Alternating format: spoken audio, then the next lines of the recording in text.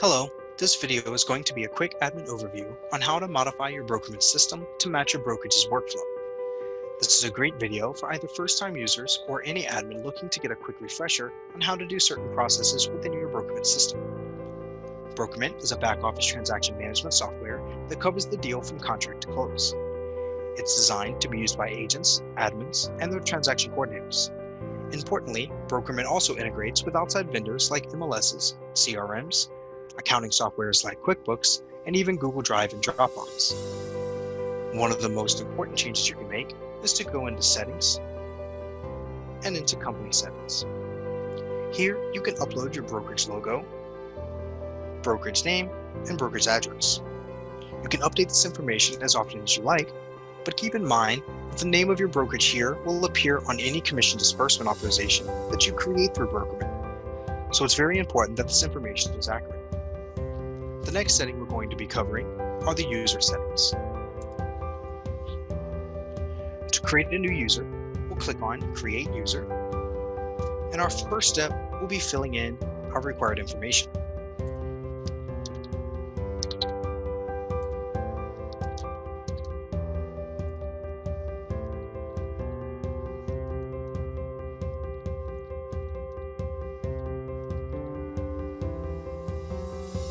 Step 2, we'll be modifying that user's individual permissions. Step 3, we'll be adding on any of our commission plans. And step 4 will be how to save the user. Once we're done, we'll click Create User. If for any reason we need to deactivate one of our users, we can come in and switch our toggle from active to inactive. An inactive user does not count against your seat count, cannot log into the system, but will remain as a part of any transaction they were formerly attached to. The next section we're going to be covering under Settings are our checklists. These are added to transactions to tell your agents what documents and tasks need to be completed. Your account will come with a couple of pre-created checklists for you. To create your own checklist from scratch, you'll click Add Template and give that checklist a name. To modify an existing checklist, select it from the list. Your checklist tasks will show up in order of creation, with an icon to identify whether it requires a document or not, the checklist or task name, and when that item is due. To modify an existing task, simply give it a click, where you can set who that task is to be completed by, change its name, add in a description if necessary, mark whether it requires a document or not, and set its due date. However many days, whether they are business or calendar days, due before or after, and then tied to any date in your transaction. To create a new task, you'll come up to Action and select Add Task. Your Action button also gives you the ability to rename any checklist template, make a cloned copy of one, or simply delete a checklist. Now the next section we're going to talk about are fields. There are a lot of different options here, so feel free to watch any of the individual videos we have on these sections. The one part I do want to mention in this overall video are the transaction fields. This is the section we can come to modify the fields that are going to prompt you and your agents to complete within a transaction. You can modify any existing field by selecting it from the list. To create a new field, we'll start by clicking Add Field, giving that field a name,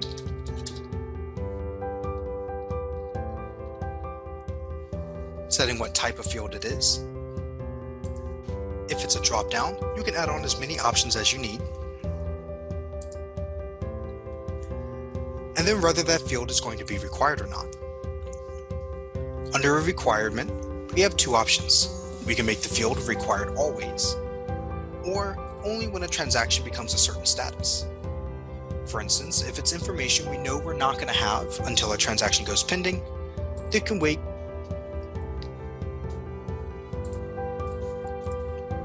For example, if it's information we know we're not going to have until the transaction becomes pending, we can mark that field required at that time.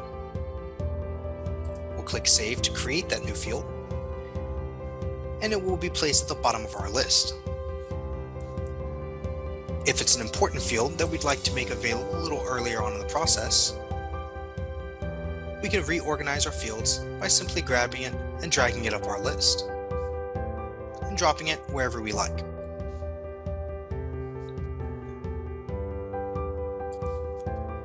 The next and final section to cover underneath settings are our commission plans. You can click here to create any type of commission plan that you need.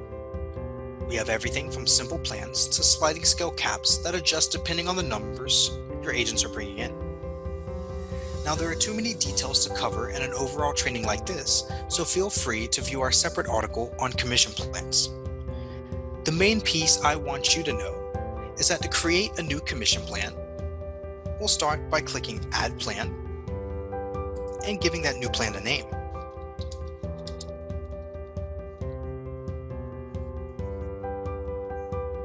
Now that we have our new plan created, we can add on any deductions that need to be paid by the company as either a pre or post commission deduction. Items that need to come off either before or after any and all agents get paid. Under the Paid by Agent section, we can add on any pre or post split deductions, any items that need to come off either before or after an individual agent gets paid.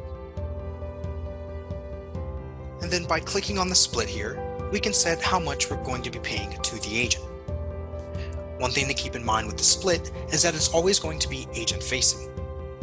For example, if we have a 60-40 split where we pay the agent 60% of commission and keep 40 for the brokerage, we'll set our split to 60. And finally, click Save.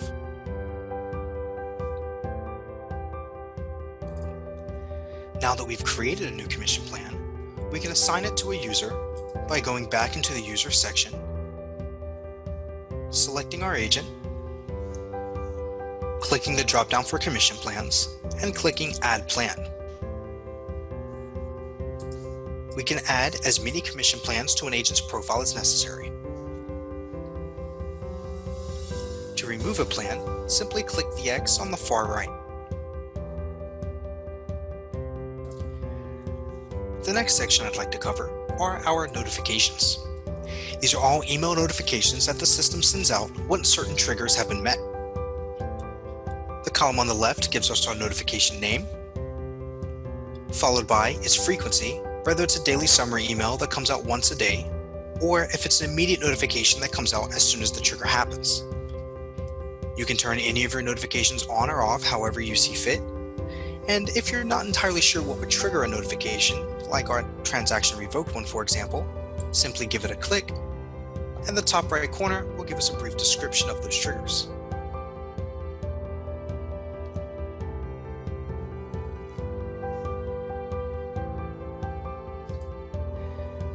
Now that you've done some basic system configuration inside of Brokerment, new transactions are ready to be created.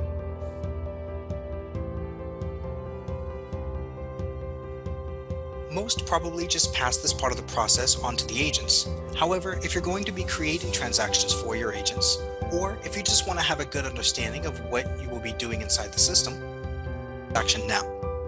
When you're ready, you'll hit the Create Transaction button. If your brokerage is connected to a searchable MLS, you'll see the option for Search MLS. Feel free to view our user guide article on full feed MLS integrations for more information on that. For this video, we'll be creating a new transaction from scratch. Once we select Create New, creating our transaction will happen across 3 steps. The first will be our transaction details. we can set our transaction type and our status, whether it's listing or pending. In our system, pending will be for any time we have a buyer. If we represent the buyer, we can create the transaction as pending. If we represent the seller, we'll create it as a listing and switch to pending once we've accepted an offer. We'll talk more about that once we get the deal created. For now, we're going to be creating a listing. We'll go ahead and input our property address and our sell price. We'll fill in our listing date and our expiration.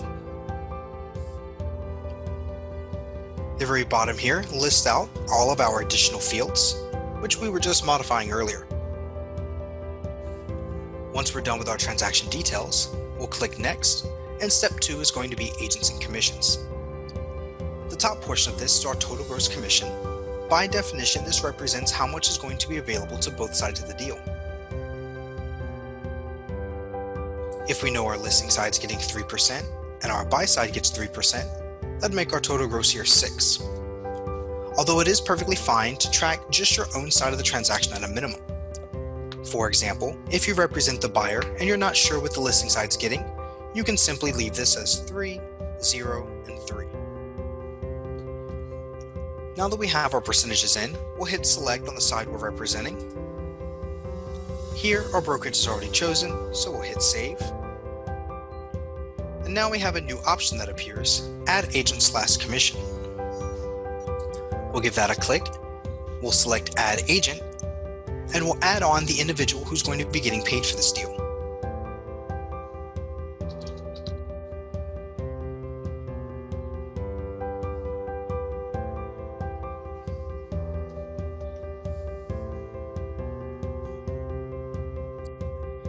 We now have a new option that appeared, Add Agent/Commission. From here, we'll give that a click and select Add Agent.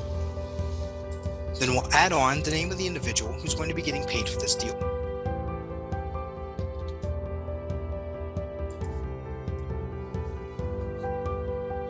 If we have access to commissions, we'll be able to select which plan we're going to be using for this particular transaction. We'll hit save, and now we'll come down and hit next. Step 3 are simply contacts. To add a contact, we'll click Add Contact and select their role. In this case, we're going to be adding on our seller. If the contact exists in our system already, we'll see them show up from our list. If not, we'll be able to create new by clicking on Create New. We can set that contact's role, whether it's going to be publicly available to everyone else in our brokerage or available only to us.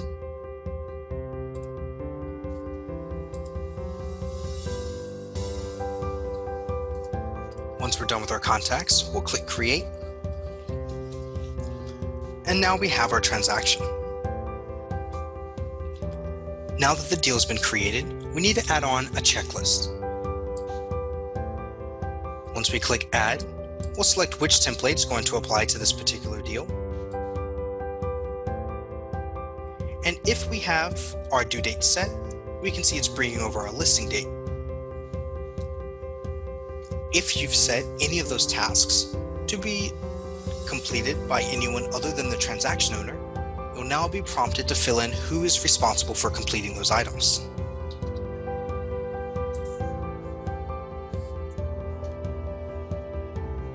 Now that we have our transaction checklist, we can see our due dates on the left, followed by who they're due from, and then whether they require a document or not. Items that do not require documents, we can simply check off the box to mark them as complete. For tasks that do require documents, there's 3 ways to upload them into Brokerman. We can start by clicking Upload, selecting the file from our computer and opening it that way. We can also open up our File Explorer where we keep all of our documents saved.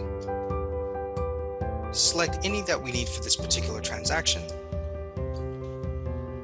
and then drag and drop them directly to our browser. Once the system's done processing and uploading these, they're going to be placed in a section called the Unsorted Documents folder. Now the third and final way to upload documents in a Brokerment is by adding via email.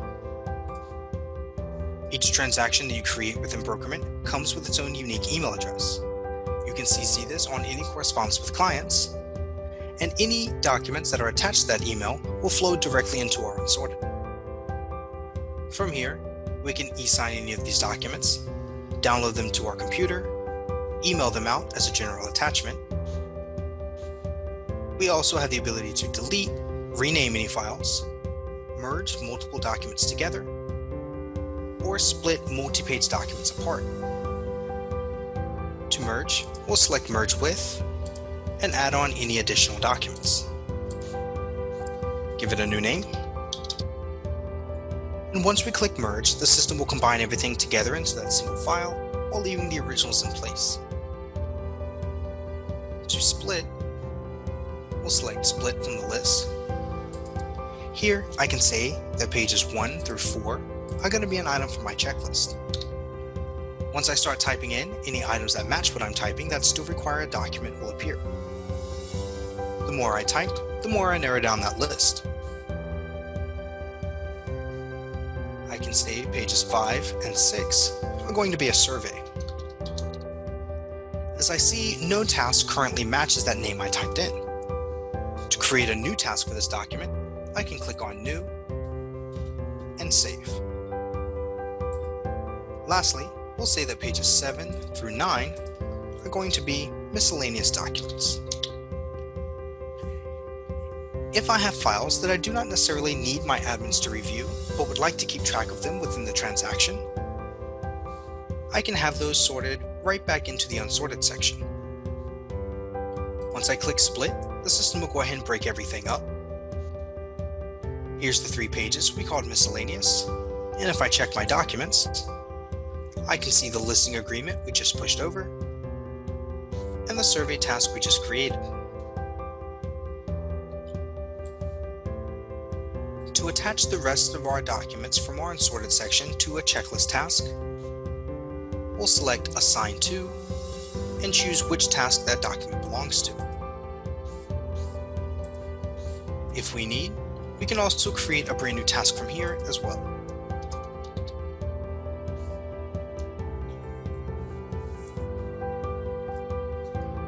If we realize we've uploaded the wrong document to a task by mistake, we can either unassign that document, which removes it from the task and places it back into our Unsorted section, or we can delete the document. No matter what we do within the transaction, everything is recorded in our activity log. This serves essentially as an audit trail for the transaction. Any documents that are uploaded to the deal automatically get created as an archived copy as well. So in the event that I do delete a document that may have been by mistake, I can give this link here a click, and it'll download a brand new copy directly to my computer.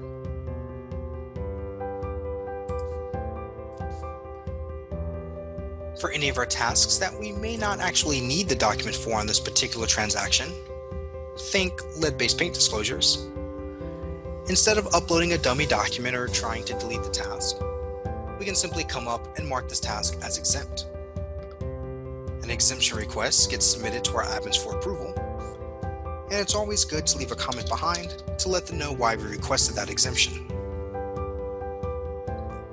For the rest of our files, to submit those to an administrator for a review, we can select the individual task and click Submit, or we can come up to Action, Submit for Review to send up all of our documents at once. We can now see that all of our statuses have changed to say Pending Approval. There are 2 ways, if you have the ability to approve docs, to do so within the system.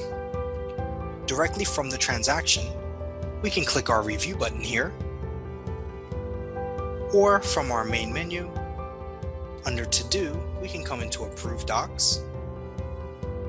This will show us all of the transactions that currently have documents waiting for our approval. We can see the property address, how many documents are waiting on us, the agent that's submitted them to us, and when they were submitted.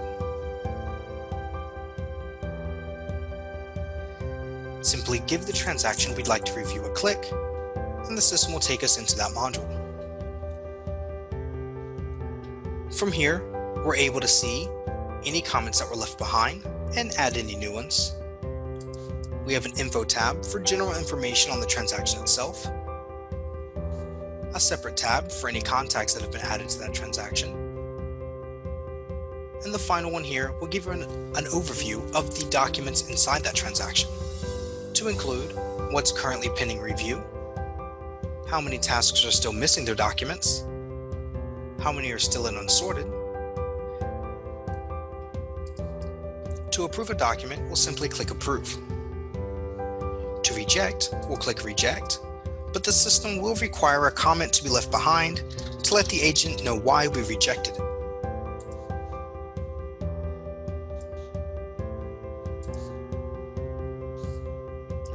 Exemption requests will show up without a document present, but will say exemption requested. Just like with documents, rejecting one will require a comment to be left behind.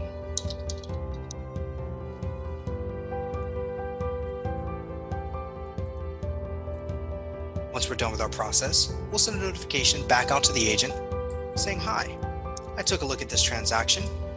I approved this many documents and rejected this many." We'll click Submit to send that notification back to the agent.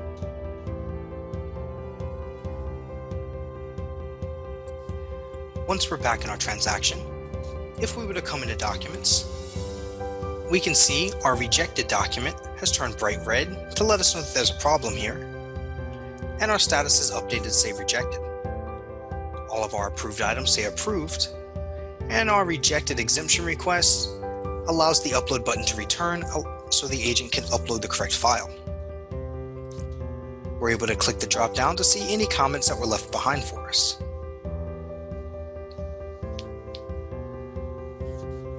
As we continue along with our process and we finally do accept an offer from a buyer, we'll click Edit and switch the transaction to pending.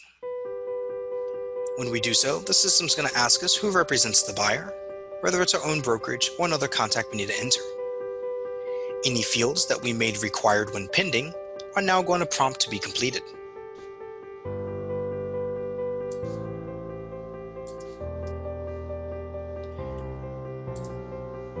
From Edit, you can also delete the transaction, cancel the transaction, close the transaction, or move it to another account if applicable. The ability to edit, delete, cancel, and close, and move all are dependent on your individual user permissions. If you do not have the ability to access one of these, you'll need to reach out to one of your office admins to get those necessary permissions.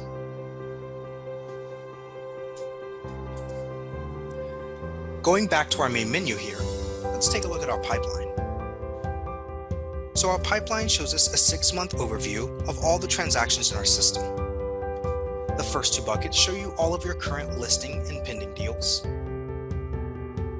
followed by anything closed this month, and then anything closed or canceled in the previous 5 months. Clicking on each layer of the bucket will show us exactly what's inside. I can see here I currently have 18 listings with a personal net income of about $39,000.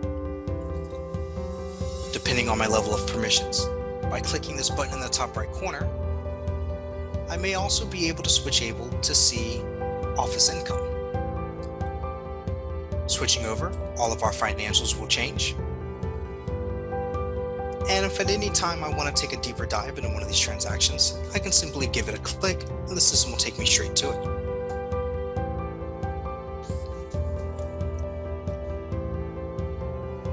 And that's the main parts of our admin training video we're going to be covering today.